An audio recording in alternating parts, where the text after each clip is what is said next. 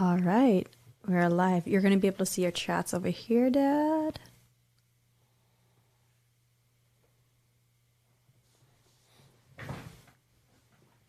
And I can see chats over here too.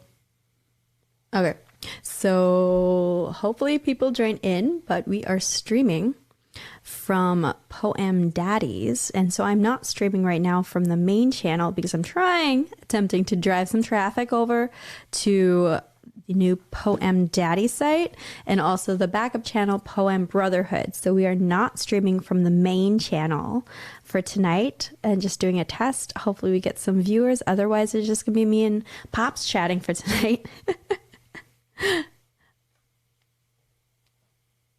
How's the sounding for you, Dad? Can you hear?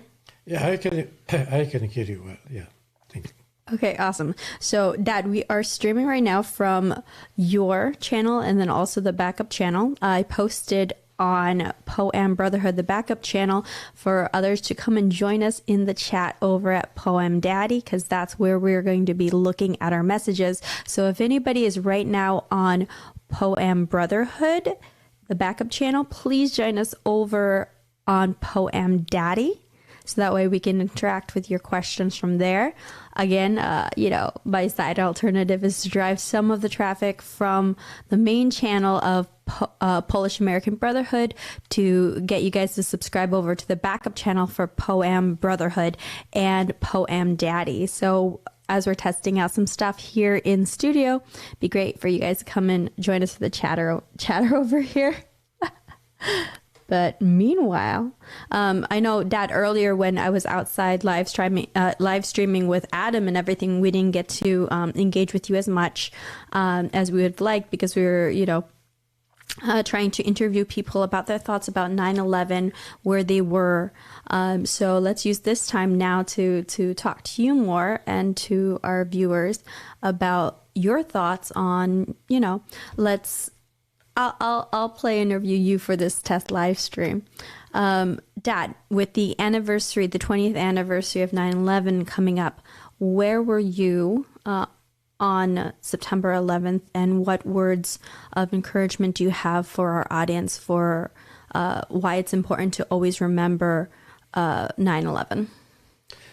Well, I don't remember really well where I was at that time, but first when I watching on TV, I couldn't believe it that this can happen in America.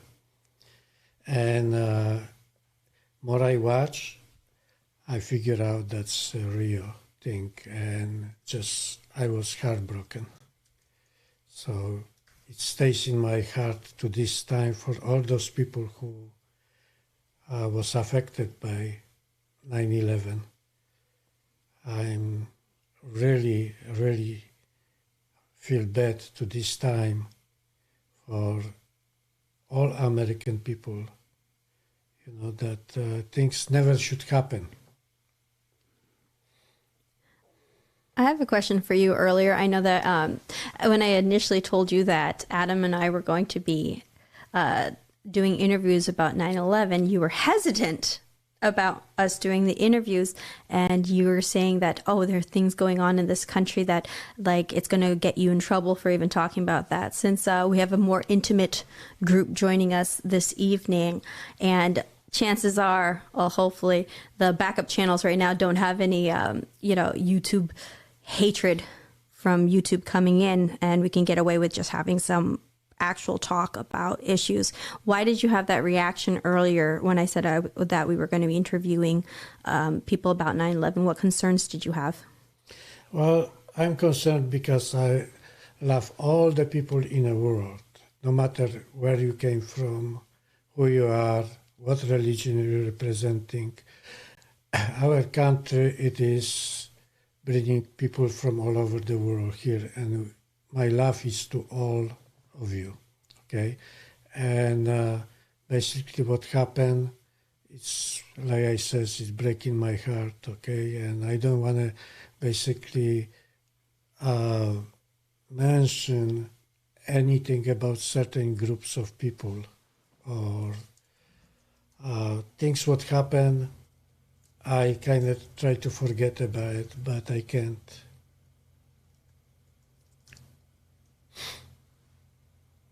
So I don't think you're really answering the question. So, like, I guess I'll paraphrase from my dad. From his perspective, things are not always what they seem. And even with that, he has his skepticism about 9/11. Of course, there are a lot of secrets that are kept out of American life. I know that, in a sense, I do have skepticism when it came to the Patriot Act that was enacted after 9/11, in which a lot of freedoms we had to take a step back for, in order for national security. So I got a feeling that's what my dad's kind of alluding to some of the background action that was happening. But I mean, you could see earlier, like when we were going out asking people's opinions, it was more so like people remembering where they were on 9/11, and of course the lives that were lost then. So for those who were able to catch the behind the scenes action, I only live streamed that from Poem Daddy and Poem Brotherhood, not from the main channel. Adam and I will be putting that together into an edited version that will release on September 11th to commemorate the memories of people of 9/11. I know from here in Florida, everybody in the nation, it's impossible to have not been affected. If you were alive on September 11th, 2001, you have a memory of that day. So we'll be putting together that video at that point. So switching back to some of the questions that you were getting earlier, the battery died, and so I did say I was going to be back on, and then we decided, we were already on for about like 2.5 hours earlier, that we would head back, and Dad and I would do a test live stream from back here at the studio. But you were answering a question from Mike earlier about, he asked you about your childhood. How was it growing up in Poland at the time it was communist? You're a communist refugee. I know some of the experiences that you've shared with me. It was certainly a hard life where you, like, whenever I have any kind of complaints about my life in America, you're always reminding me to be gracious and humble. The fact that I always have food, I always have a roof over my head, which in a sense are not luxuries that you even had growing up in Poland. Can you continue answering the question that Mike had posed earlier and describe your childhood growing up in communist Poland? Yeah, the first thing I want to say that America is a great country, and first time when I heard about America, I was 12 years old, because at that time we didn't even have a TV. First time I saw the TV when I was 14 years old, and it was black and white, very small screen, okay? When I saw, sometimes I went to the movie and I saw it, how Americans can watch TV already, about the cowboys. I was amazing. And when I heard about America being 12 years old, I said, I have to go there. But it was not so easy to leave Poland. We couldn't get a passport or anything like that. So I heard that people just, escaping from Poland, And I tried to find out what would be the best way for me to do it. And I found out when I was 20 years old. And I came to America, and then I realized, okay, how different the life in America is, Maybe not everybody have the same experience being raised in a communist country, but for me, it was not so easy. My father died when I was 7, so that's also added to my thinking about America, because I had a stepfather, and with the stepfather, not always things going well. So, and my mother was a very good person, and she did whatever she could, but always was short of food. Food was very expensive at that time. And in my mind it was, when I gonna go to America, my family never gonna suffer anymore, you know. And I always, even when I came to America, I always thought about how I can help my family. So I enjoy to being here, you know, and compare my life to, you know, to Poland. I see the difference, you know. But like I says, I appreciate America, and I hope everybody who comes to this country should appreciate, you know, the good things what we're getting here, you know. And I always was thinking that since America was so good to me, I have to be good to America.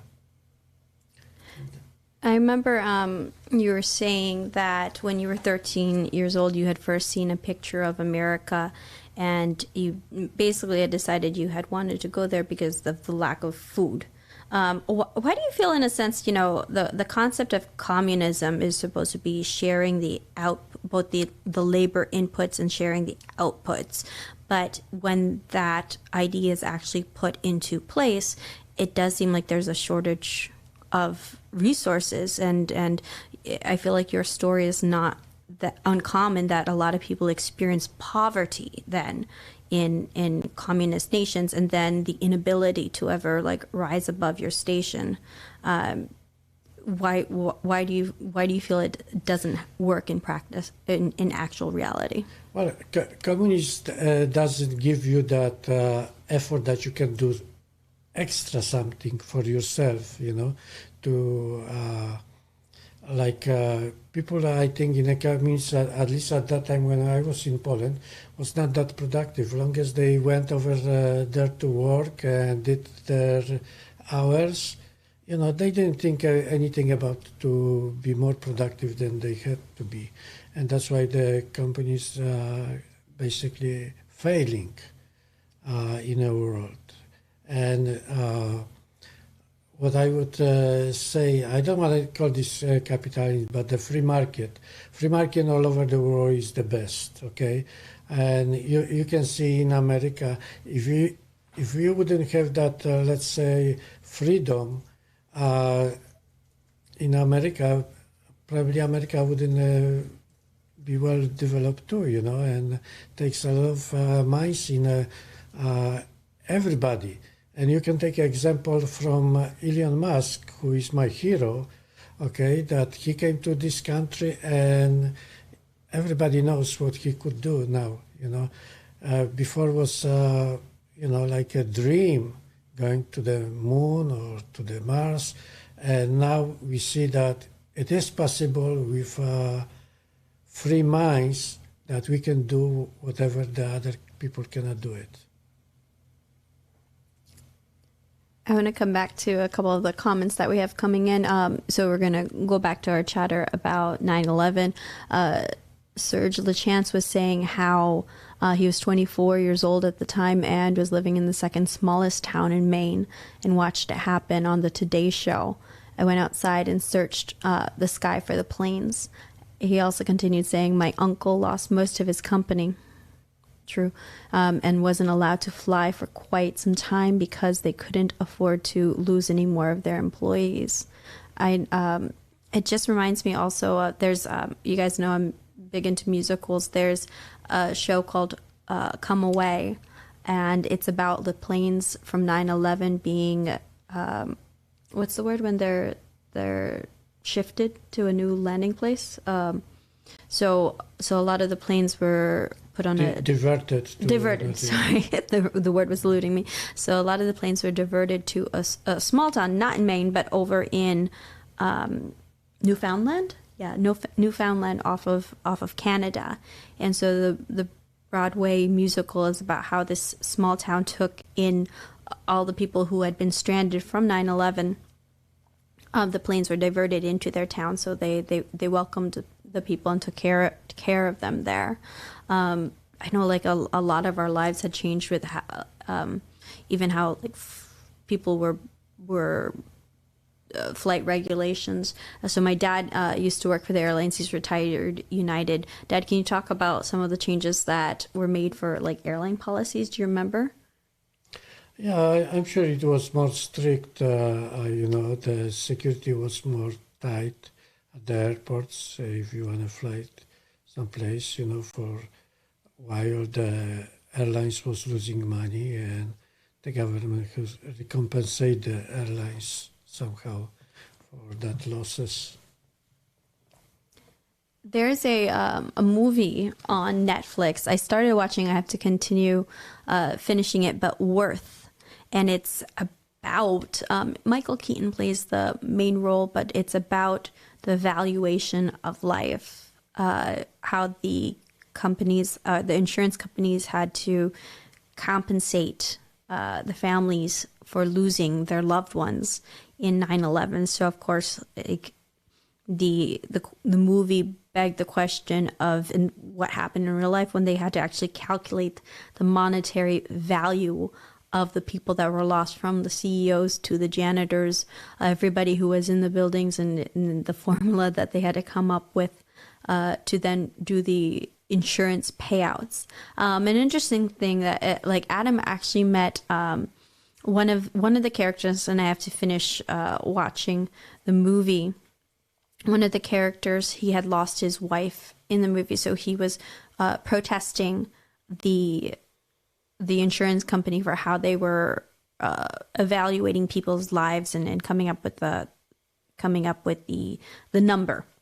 Again, I have to finish the movie, but you guys can, I'm probably going to watch it tonight or tomorrow, but I'm going to continue this conversation leading up to 9/11 about, and if you guys want to watch it also, it's on Netflix. But I think it's, of course, like relevant to what's going on. I'm planning on going to actually DC this weekend also, Dad, in addition to next weekend. But there's the 9/11 memorial on Saturday night over at the National Mall that I'd like to go and attend and stream for you guys. So I'm going to pop into DC for the weekend, 2 nights, and then head back here, and then a couple days in Miami with Adam to go pick up my friend's dogs. But yeah, so I'm planning on being in DC for the 9/11 memorial then.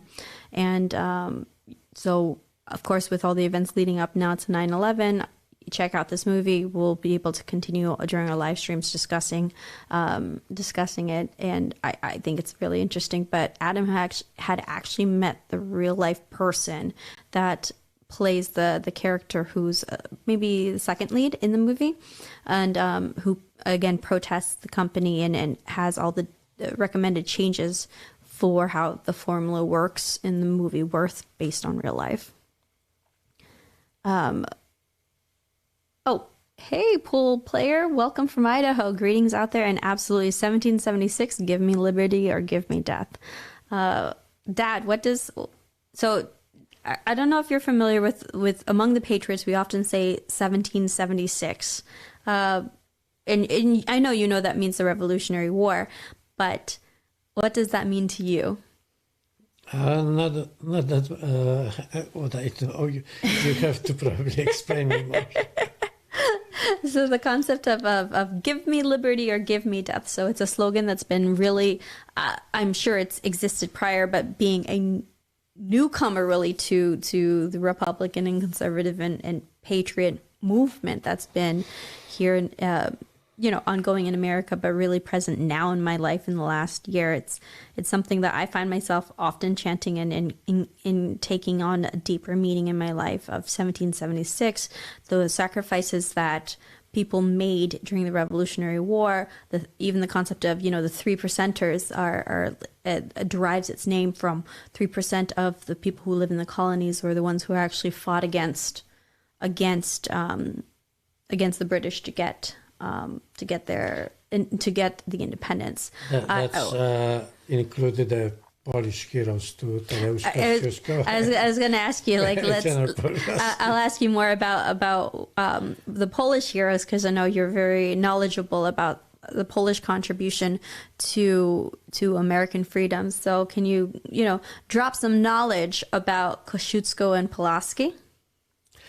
Well, General Kościuszko, he was actually trained in Poland and France, and when he found out that United States, the colonies, tried to kick the British out, he came here and offered his help. And actually, he was very close to General or President Washington. And Washington, actually, the President Washington trust Kościuszko with his ingenuity, and he became an American national hero, fighting the British. And eventually, all the money what he got, he gave to the black people to get the freedom. Yeah, his entire state went to freeing slaves. Right, and I hope that the people, black people, should appreciate that what General Kościuszko done, to free Afro-Americans people. Actually, I'll go ahead and pull up the one of the earlier videos that Dad and I had made that goes through the history of Kościuszko. That might be kind of nice. Let me see how we can do this. All right. Cut across there. Okay, that's not bad. All right, there. We can watch it all together. Hopefully you guys let me know. This is also again, we're test streaming, so that way we can see how I'm learning how to use my software and my studio and everything. So let me know if I'm like playing this video and it doesn't give any sound. I know last night when we were, or the night before, we were having some delay audio issues. So if there's any feedback that you guys have, like, oh, there's issues with the audio, there's issues with the visual, please mention that in the chat so I know what to look for. And we'll be doing a lot of these kind of like test streams until I can kind of get it together so we can put together a really nice like production for you guys. So let's see how this works now with playing a video. No other historical figure has been so unanimously respected and even worshipped in Poland as Tadeusz Kościuszko. The impact of this storied engineer, military general, and statesman, however, spans much farther to become the most famous Polish figure in American history. Kościuszko is the dashing, handsome Revolutionary War hero whose national memorial stands at the corner of 3rd and Pine in Philadelphia. Hello, I'm Marian Szczepanski with my daughter Tara Szczepanski, and we are your friends from the Polish-American Brotherhood. Why is Kościuszko so beloved in Poland? What made his glory spread so widely? Last but not least, how do you actually pronounce his name? On today's segment of our program, we are going to share with you 10 interesting facts you may know about Tadeusz Kościuszko. May or may not know. Number 1. Actually, let's start first with, how do you actually say his name? Kościuszko? If you have problems with pronouncing or spelling Kościuszko's name, don't worry. Even President George Washington did too. He reportedly wrote Kościuszko's name 11 different ways. Chief Little Turtle of the Miami Indians, who visited Kościuszko in Philadelphia, later even told his tribe that he had made friends with a righteous white man named Kotcscho. Number 2. In June 1776, Kościuszko arrived in America, where he decided to join the American Revolutionary War. Kościuszko made his name as a brilliant engineer and builder of fortifications. He designed the blueprints for the West Point, the key American military fortress. The plan for the Battle of Saratoga was his, and it became the turning point of the American Revolution. As Kościuszko made his impact on the newly established United States, it soon became his second homeland. Number 3. In 1798, during his second stay in America, Tadeusz Kościuszko authored a document which, had its suggestions been followed, could have changed American history and possibly paved the way for a different abolition scenario. What exactly did it say? Kościuszko's last will and testament stipulated that the proceeds of the American estate granted to him by Congress for his 8-year engagement in the Revolutionary War be spent on freeing and educating African American slaves. This included those of his friend Thomas Jefferson, who was named as the will's executor. Number 4. Throughout his life, Kościuszko stood up for the rights of many social and ethnic groups. An American biography of Kościuszko states that Kościuszko stood up not only for the rights of peasants, Jews, and African Americans, but also Native Americans. Chief Little Turtle of the Miami Indian tribe gave the Polish general a tomahawk and a peace pipe as a sign of appreciation. Peace. Kościuszko Not a piss pipe. Peace turn pipe. offered the chief 2 pistols, telling him to shoot dead the first man who comes to subjugate you. Number 5. While still a boy, Kościuszko became an avid reader of Cornelius Nepos' Lives of Illustrious Men, his favorite being that of Timoleon of Corinth. This 4th century Greek politician, who had disinterestedly liberated his country from tyrants, influenced Kościuszko's character and later actions. For him, the fatherland became the ultimate good, for which he was willing to sacrifice everything. Number 6. After 2 years of study in Warsaw, Kościuszko went on a royal scholarship to Paris, France in 1768. At the same time, Kościuszko pursued his interest in drawing and painting, and took private lessons in architecture. The French Enlightenment, especially the economic doctrines, became a major influence on Kościuszko's intellectual development during his 5-year stay in pre-revolutionary France. Number 7. On returning to Poland in 1774, Kościuszko had little chance of finding a post in the Polish army, despite his burgeoning reputation, as he could not afford to buy an officer's commission. Instead, he took the position of a tutor to the family of the magnate Józef Sosnowski and fell in love with his daughter, Ludwika Sosnowska. Their elopement was thwarted by her father, who found Kościuszko an ill-suited match for his daughter. This event has been linked with Kościuszko's discomfort with all forms of social division. In the aftermath of his lost love, Kościuszko decided to immigrate to America, but Ludwika remained his true love for the rest of his life. Number 8. To Poles, Kościuszko soon became a saint-like figure. Portraits of him adorned the drawing rooms in many Polish houses, and business in trade of his relics began to flourish. Adam Mickiewicz romantic epic Pan Tadeusz was titled in Kościuszko honor. For several generations in Poland, children were named Tadeusz, a manifestation That'd be of funny if you called patriotism.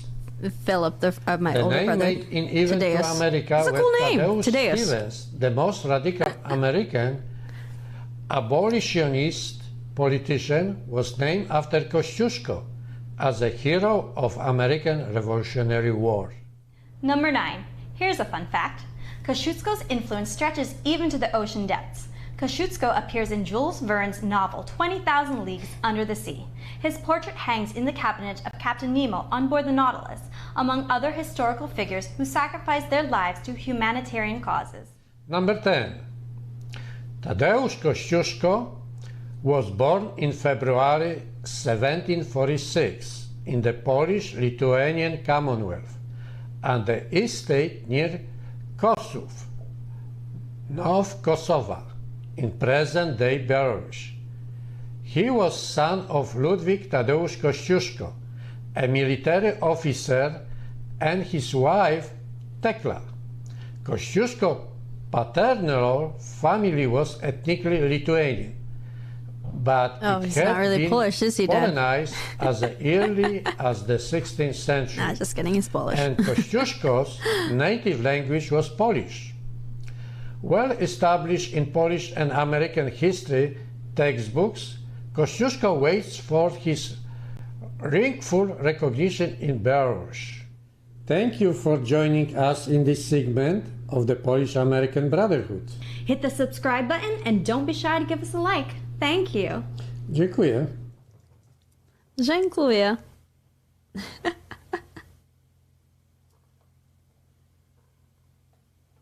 You forgot to turn the screen on. Oh, you want me to turn the screen? That's fine. Okay. Oops. We got some sound coming in from here. Funding for Memorial. The Polish Women's Culture Club of Milwaukee. There's a lot of Polish in Milwaukee, right, Dad? Yeah, mostly the Northeast, there is a lot of Polish people, like, of course, the Chicago, Detroit, and New York. In Pennsylvania, a lot of people, yes. Milwaukee. That was the next video that started playing, so I had to cut that off a little bit. I'll fix that for you. You guys doing okay? Hey Scott, if you are over at Poem Brotherhood, join us over at Poem Daddy. Yeah, the piss pipe. Dad, can you talk a little bit about Pulaski? You know, those are two bridges you often see. You see a Kościuszko bridge. There's definitely a Kościuszko bridge in New York. Correct me if I'm wrong, but isn't there a Pulaski bridge also there? I know in Chicago there's a Pulaski bridge, but so give us some background information about Pulaski. Who is he? He was a Polish general who came here to America to fight also against the English, and eventually he created big cavalry.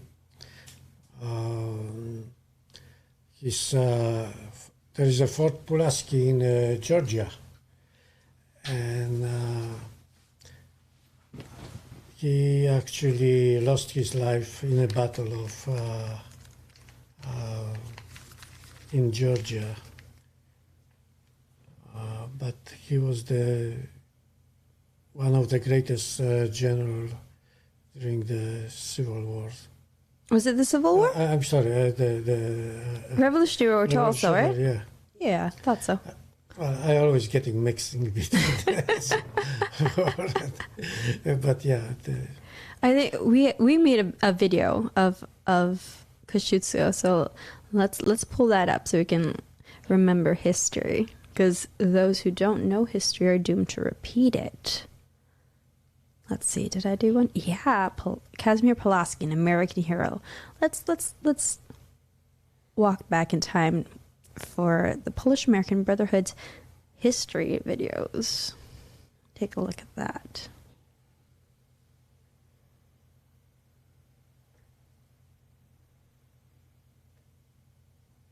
It's 12 o'clock.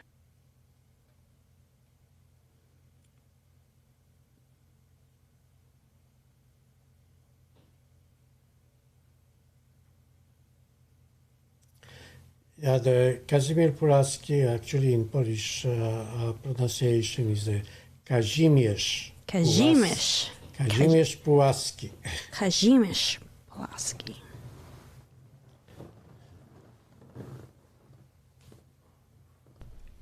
Fast fact. There we go. Illinois is the only state to officially recognize Kazimierz Pulaski Day, which falls on the first Monday of March. School is out. Put on close your to my polka dots birthday. and broil a few sausages. It's Kazimierz Pulaski Day. Who was this Polish-American war general, and why do we have so many bridges and tunnels named after him? Good questions. Well, outdated biographies and internet history sites tell us this much. Kazimierz Pulaski is known for his contributions to American independence. He was known as the father of American cavalry. Born into a wealthy family in Poland in 1747, Kazimierz Pulaski, as a young man, fought for freedom from Russia in his homeland until 1771, when he was then exiled to France. In Paris, he met American envoy Benjamin Franklin, who influenced him to fight for Americans' independence. Washington was so impressed with Pulaski's abilities during the Battle of Brandywine Creek that he recommended to the Continental Congress to appoint Pulaski as a general of the American cavalry. In 1778, Pulaski organized an independent corps of cavalry and light infantry known as the Pulaski Legion. It's reported that he spent $50,000 of his own money to help train and equip his troops. I came here where freedom is being defended to serve it and to live or die for it, wrote Casimir Pulaski to George Washington in a letter in which he offered his military services to America during the Revolutionary War. He proved true to his word. At age 32, his heroic death at the Battle of Savannah on October 11, 1779, was received with such sorrow across the American land. General Pulaski's life represents the dedication of countless Americans of Polish and other ethnic origins to the principles of personal liberty and independence, which have always defined the spirit of the United States of America.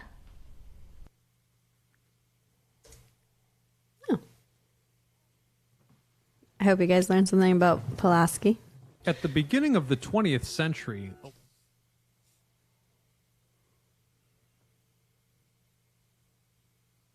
Hey, Dad. Hopefully we'll grab some more people joining us over in the chat over here. Scott asking that Poland hate Russia to this day. We try not to hate anybody. Hate, it is not the right word, okay? Russians already since 15th century became very powerful, and Big Brother's always watching you. They try to destroy Poland together with Germans, and that's why we try to be always fighting for our freedom. And, we don't hate people. We might hate the people who are in charge for, but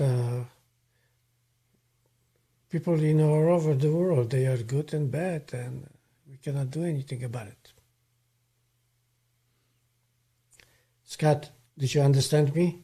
Don't hate anybody. Except for Antifa.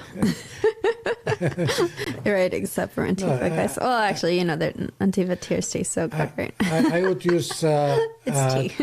I would use the word I don't like Antifa, but I cannot say I hate. That's quite mild. Antifa is also people, okay? Well, they are bad people, but I don't hate them. I don't like what they're doing to America. I would say that it's bad to have hate in your heart. I mean, if you got hate in your heart, let it out.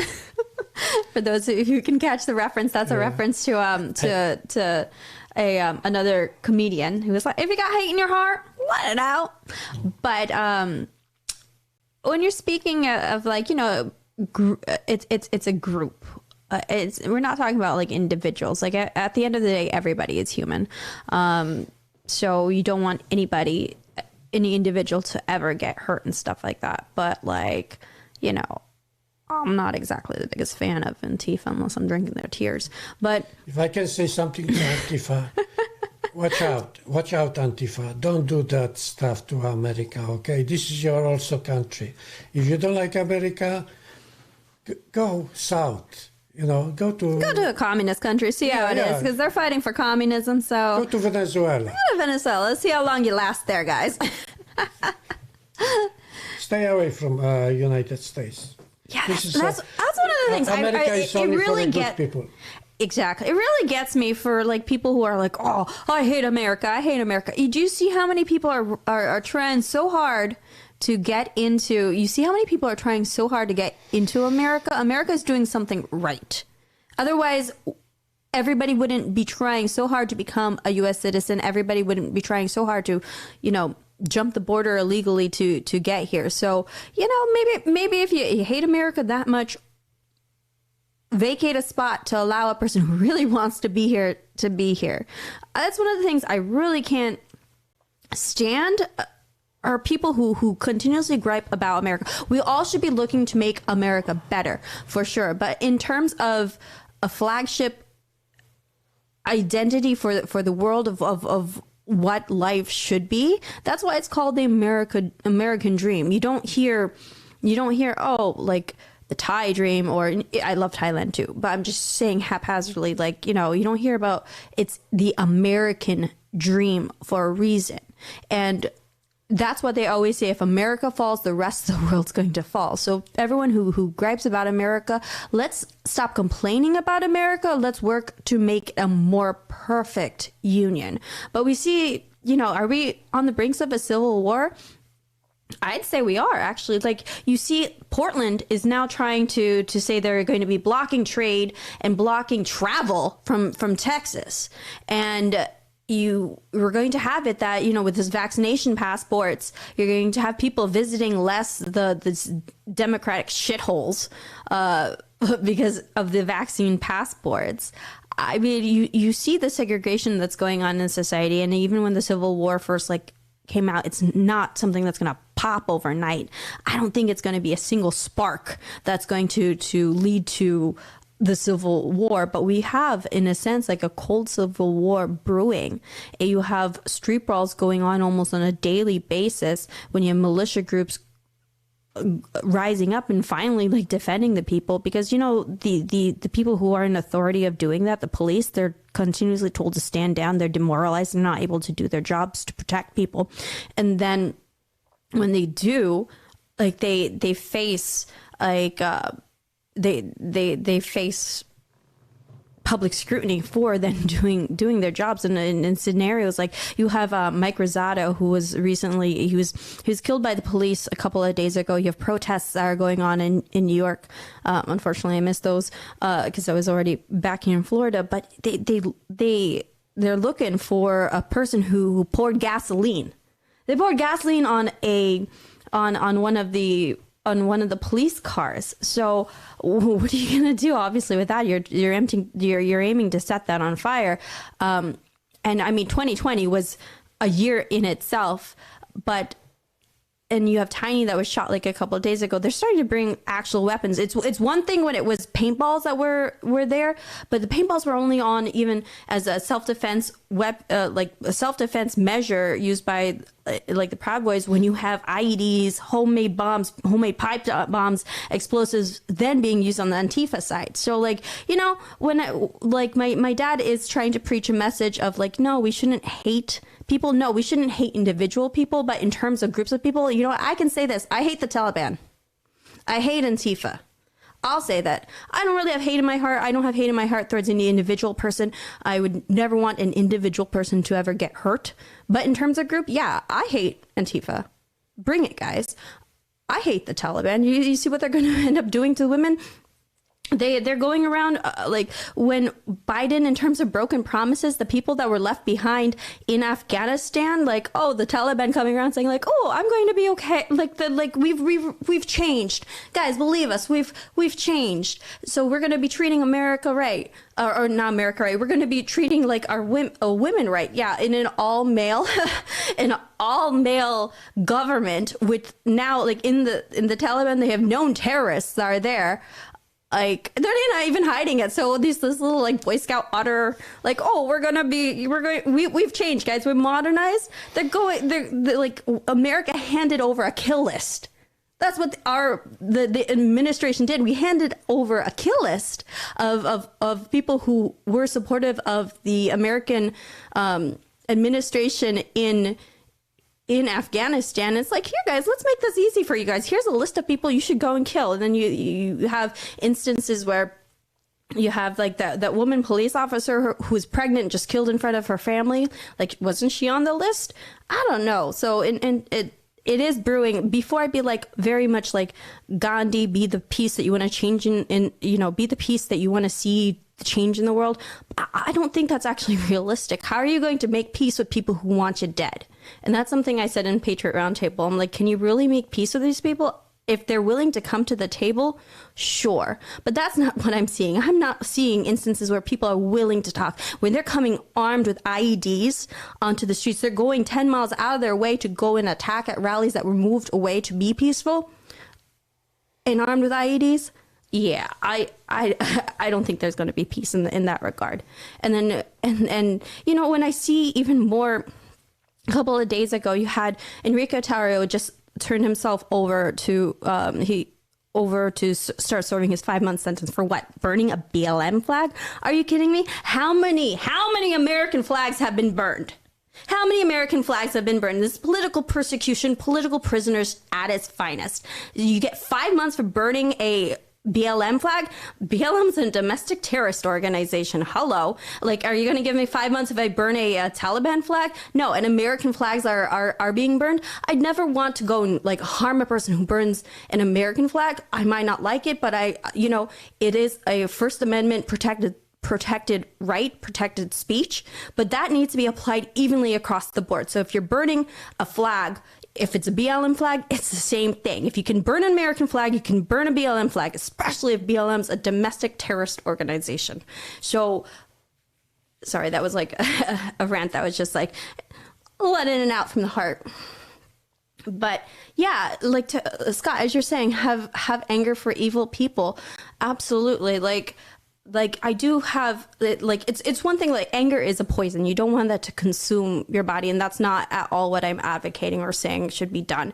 But you do need to use that emotion to be standing up and to realize what's going on and try to wake up as many people as you can. Like, it is possible to reach people who are on the middle ground. I would say I was like pretty open-minded, even as people see me as extreme, but I'm still willing to have conversations with everybody. As long as you're not trying to kill me, we're good. We can sit and have a table conversation and stuff, as long as you're not trying to kill me. But I don't know, like, even like the two main things that are really pressing on me, like, actually, if I were to name a top three, number one is political persecution. Number two are the vaccine passports. And number three is the censorship issues that we're having, like, of trying to silence people from an uneven, like, playing ground that we have on social media, on media, because, like, it is important. That's our digital communication. Like, you're not able to reach out to people when they're removing your presence from offline. It's a digital assassination. And then also in terms of political prisoners, like the shaman, he's known as the shaman. He's seen as like the face of what they call like the insurrectionists, which it was an insurrection for J6. He just pled guilty. Jake, the guy with the horns, mm-hmm. the horns, and who wore the fur. He's like seen almost like as the face of J6. Buffalo. The buffalo. So I met him. I interviewed him when I first went over to Arizona for the Stop the Steal rally there, and I've met him several times when we were in DC. He is a very peaceful person. He's actually very intelligent when you speak to him about his views. Some of his views I don't subscribe to.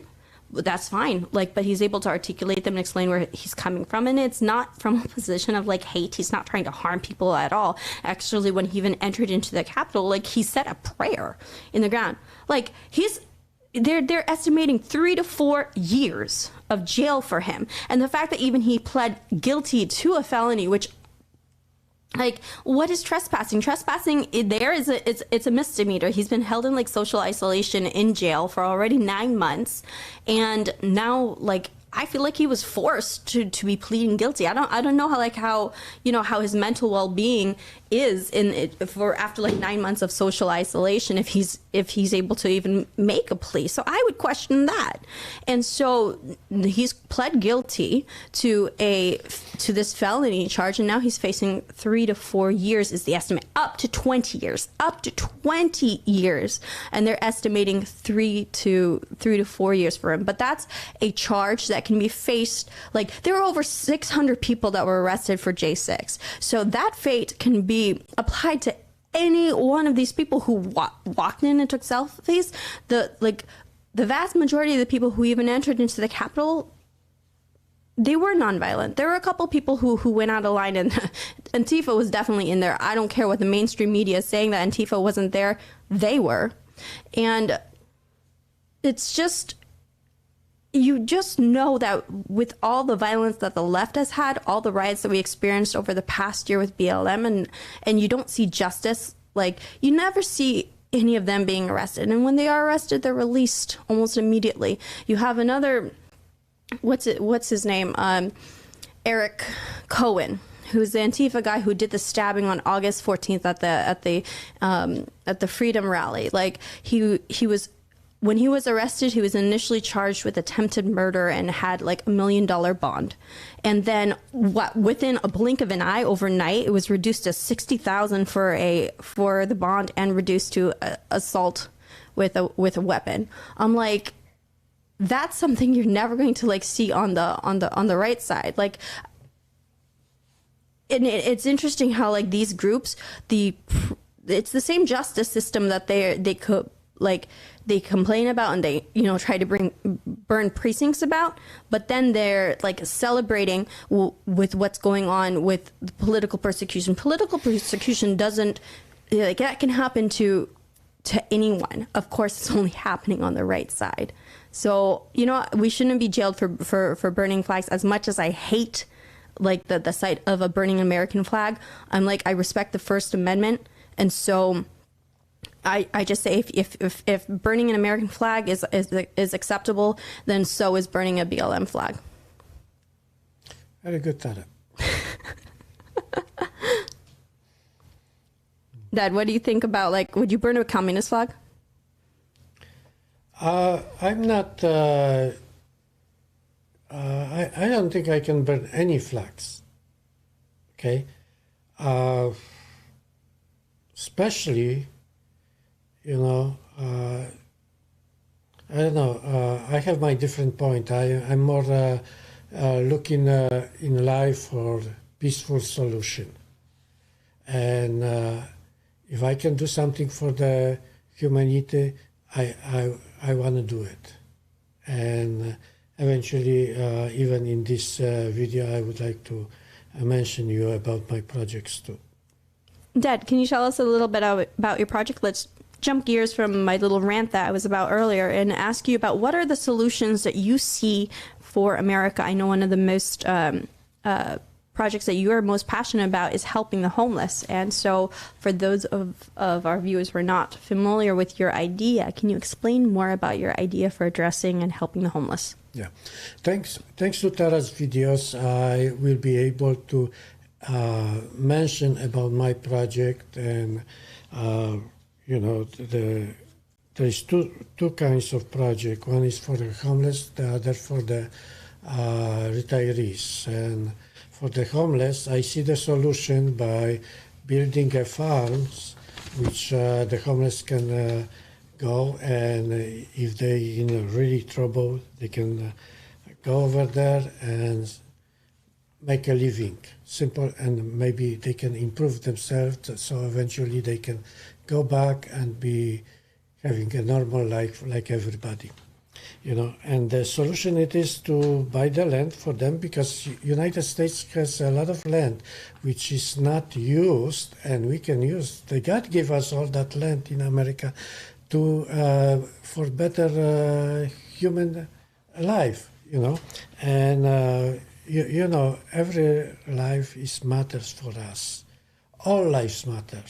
Remember that, BLM. All lives matters, okay? Even the homeless lives matter. And I try to make the cheapest way as possible. That's why I would use on that land, if we're going to acquire, the shipping containers, and it would be like 20 containers, shipping containers, and we can make like 160 rooms on that land, and furnish the homeless people with simple things like goats, chickens, trees, and where they can sustain themselves. And you can see, I don't know if you can look at the blue is the shipping containers. The green is a common area. In return, they can do something for us. They can be more productive just by planting trees in America, which the world needed, okay, because of the climate change. Every tree is addition to the climate change.